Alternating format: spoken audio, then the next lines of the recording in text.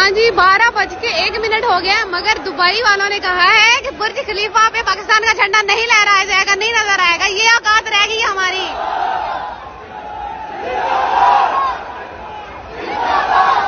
कल 14 अगस्त है, पाकिस्तान की आजादी का दिन है। 200 फुट बाय 130 फुट लंबा मोटा चौड़ा झंडा हमने लगा के अपनी गयूर आवाम के अंदर हमने उन्हें एहसास दिलाना है कि हम एक जिंदा कौम है और हम 500 फुट ऊंचे झंडे लहराते हैं। अभी पाकिस्तानी अवाम यहाँ पे नारेबाजी कर रही है, मगर बुर्ज खलीफा पे पाकिस्तान का झंडा नहीं लहराया गया। सो सैड, प्रैंक हो गया पाकिस्तानियों।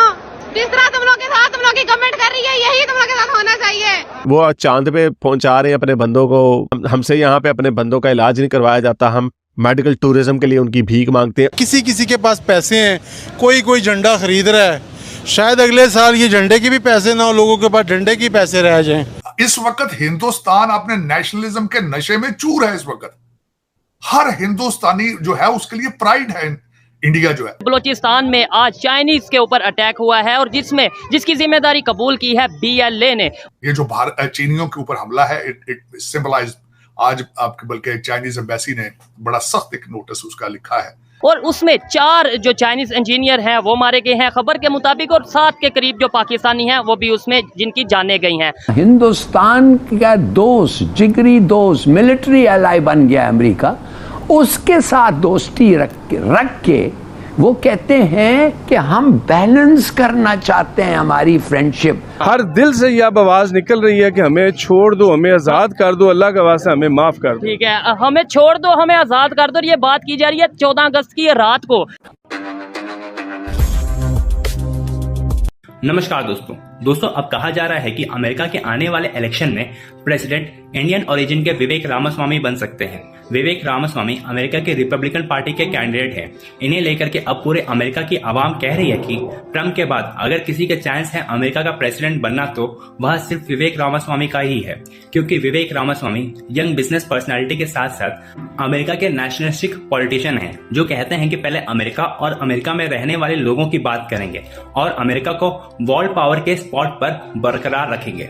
दोस्तों, विवेक रामास्वामी अपने कैपेबिलिटी से ये दर्शा चुके हैं कि वे अमेरिका के गवर्नमेंट के हाईएस्ट पोजीशंस को अच्छे से मैनेज कर सकते हैं।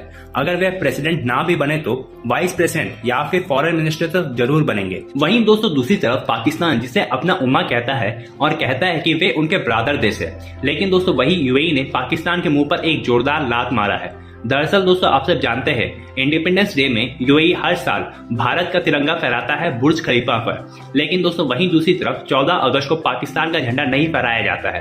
तो दोस्तों, अब पाकिस्तान की गवर्नमेंट ने ऑफिशियली यूएई से रिक्वेस्ट किया कि पाकिस्तान का झंडा भी फहराया जाए, लेकिन इस रिक्वेस्ट के बाद भी यूएई ने पाकिस्तान की बात नहीं मानी और पाकिस्तान का झंडा नहीं फहराया। तो चलिए दोस्तों, इसी पर आगे पाकिस्तानी मीडिया का रिएक्शन देखते हैं। आजकल एक दो चीज चली है कि 23 मार्च और 14 अगस्त को कभी परेड हुआ करती थी, कभी एक वो निकला करते थे। आज मैं देख रहा था कि इंडिया वाले फुल ड्रेस रिहर्सल कर रहे हैं और परेड कर रहे हैं।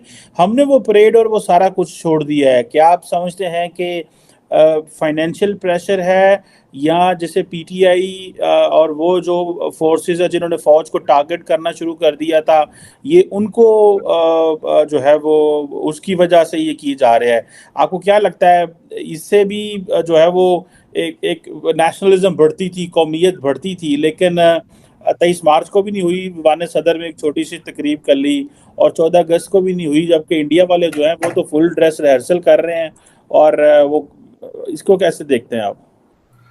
चीमा साहब, 14 अगस्त वाले दिन, बल्कि मैं बताऊंगा 15 अगस्त के लिए तो यहाँ से कांग्रेसमैन उनके जत्थे जा रहे हैं भारत अपना अटेंड करने के लिए। उनकी 15 अगस्त की जो सेरेमनी है, हमारे फाइनेंशियली हो सकता है और सीरियसनेस नहीं है, और दूसरा है कि हो सकता है खौफ हो कि वहां पता नहीं कि वो गामा ना हो जाए, ये ना हो जाए, फला ना हो जाए। पूछने वाली बात यह है कि where are they heading, what are their intentions, कहां जा रहे हैं? हमारी अगली जनरेशन जो है वो क्या करेगी आगे? मेरा मकसद इस वक्त अगर देखा जाए आपका, तो ना बॉर्डर सेफ है, ना आपका लॉ एंड ऑर्डर चल रहा है, अंदर अदालतें भी नहीं चल रही हैं, इंडस्ट्री बंद है, बिजली नहीं है। बिजली आपने इतनी महंगी कर दी, कोई चीज आप मैन्युफैक्चरिंग नहीं कर सकते। आपको पता है आपके किया के 4 शोरूम बंद हो चुके हैं पाकिस्तान में। किया इज रैपिंग अप, और ये सारी चीजें लोगों को पता है, आपके रूलिंग एलीट को बिल्कुल सारा पता है। कि व्हाट इज आवर डायरेक्शन। दूसरी साइड पे अगर देखा जाए तो मैं बल्कि आपको बताऊंगा कि भारत के अंदर एक मुकाबला हो रहा है कि अपना सर्च इंजन अपना बनाए। $4 लाख उन्होंने उस पर नाम रखा है, जो बनाएगा उसको पैसे दिए जाएंगे। वर्सेस हमारी कोई फोकस ही नहीं, किसी चीज पे कोई फोकस नहीं है। कोई इस वक्त 25 करोड़ जो लोग हैं, अगर मुझसे पूछें, सारे नाउम्मीद हैं, मायूस हैं। और मेरे ख्याल में तो पाकिस्तान में आगे आपको एंटी डिप्रेशन चीजें का बंदोबस्त करना पड़ेगा, नहीं तो फिर आपके मजीद हालात खराब होंगे।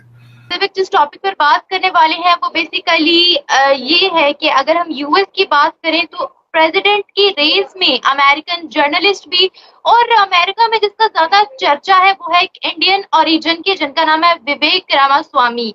ये बोला जा रहा है कि ये डिजर्विंग है प्रेसिडेंट की सीट के लिए और सिर्फ विवेक रामास्वामी ही है जो डोनाल्ड ट्रंप को मात दे सकते हैं। वहाँ पर विवेक रामास्वामी का पहले बैकग्राउंड दुनिया बहुत ही ज्यादा यंग है, हाईली टैलेंटेड, हाईली सक्सेसफुल, 38 की एज है इनकी, सेकंड जनरेशन इंडियन अमेरिकन है, हार्वर्ड से। उसके बाद इन्होंने अपने काम जॉब्स वगैरह की, फिर अपना बिजनेस भी शुरू किया, फिर बिजनेस को सेल आउट किया, फिर अपना दूसरा वेंचर शुरू किया। Currently his net around $638 million. तो इनकी अगर सीवी देखें, बैकग्राउंड देखें, तो that is more than impressive. मैंने इनके बहुत सारे इंटरव्यूज वगैरह भी देखे हैं, हर चीज देखी है। The way he talks is के ही इज अ नेशनलिस्ट। इनकी जो बातें हैं, नेशन फर्स्ट, जो पॉलिसी या जो सॉल्यूशंस ये बताते हैं, उसके अंदर अमेरिका क्या भलाई कैसे होगी, अमेरिका नंबर 1 पे रिटेन कैसे रहेगा, वो सारी बातें हैं। तो दुनिया में आज पूरा पिछले 50-60 साल से यही चल रहा है, जो नेशनलिस्ट बातें करे उसे राइट विंग बोल दो, और जो नेशनलिस्ट बातें ना करे उसे लेफ्ट विंग बोल दो। तो ये पिछले 50 साल से दुनिया का एक अलग से फ्रॉड चल रहा है। बट अगर रिपब्लिकन की बात करें तो रिपब्लिकन में एक और है, निकी हेली, वो भी इंडियन ओरिजिन है। पर आफ्टर ट्रंप जो सेकंड वो सबसे ज्यादा किसी के चांसेस हैं तो वो विवेक रामास्वामी के हैं। ये बहुत ही स्ट्रॉन्ग कैंडिडेट हैं और इनका जो इम्प्रेशन है अमेरिकन पब्लिक पे, आप इससे अंदाजा लगाएं कि ये एक टीवी शो पे गए थे, उधर होस्ट ने इससे सवाल पूछा CNN पे, इन्होंने ऐसा जवाब दिया कि वो होस्ट की नौकरी चली गई। तो he is very very competent and he is very very talented. अगर ट्रंप को जेल नहीं होती तो ट्रंप ही जीतेगा। और ट्रंप का अभी एक स्टेटमेंट आया है हमारी वीडियो कॉल से 1 घंटा पहले कि if I will fight into 20 elections there are 100% that I will win। और वो बात सही कह रहा है, क्योंकि अगर लास्ट इलेक्शन भी जो हुए हैं 50% अमेरिकन मानते हैं कि वो इलेक्शन रिग हुए थे, वो इलेक्शन साफ सुथरे नहीं हुए थे। 50% अमेरिकन ये मानते हैं। और अब तो जो बाइडेन ने अमेरिका की हालत की है, America is in very deep crisis. अगर आप अमेरिका को फॉलो करें तो आपको अंदाजा होगा कि अमेरिका की आज वो हालत है जो हम लोग सोच भी नहीं सकते थे। अमेरिका की सेविंग्स हो गई, उनकी स्टॉक मार्केट हो गई, उनकी मैन्युफैक्चरिंग, इंपोर्ट्स, उनके फॉरेन पॉलिसी हो गई, उनके बैंकिंग सेक्टर हो गया, हर चीज उनका डूब रहा है। उनका डेट टू GDP रेशियो हो गया, हर चीज उनका डूब रहा है। डॉलर की वैल्यू हो गई, तो अलाइज उनके टूट रहे हैं।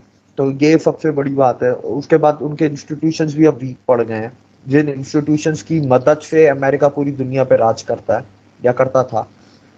तो अगर ट्रंप को जेल नहीं हुई तो ट्रंप जीतेंगे, अगर ट्रंप को जेल हो गई then there are very high chances for Vivek Ramaswamy. और फॉर एग्जाम्पल अगर ट्रंप को जेल नहीं होती तो ट्रंप जीतेंगे and Vivek Ramaswamy will get the podium position. Podium position America में 2 होती हैं, या वाइस प्रेसिडेंट होते हैं या सेक्रेटरी स्टेट होते हैं, फॉरेन अफेयर्स के या डिफेंस के या ट्रेड कॉमर्स के, ये होते हैं। मतलब जो भी होगा पोडियम पोजीशन इनको मिलेगी इफ ट्रंप फाइट्स, अगर ट्रंप को जेल नहीं होती तो। बिल्कुल दिव्यक। और अगर विवेक रामास्वामी की बात की जाए तो इनकी नेटवर्थ $600 मिलियन के लगभग है और काफी ज्यादा इंटेलिजेंट इनको बोला जाता है अगर यूएस की बात की जाए, और काफी ज्यादा डिजर्विंग भी है।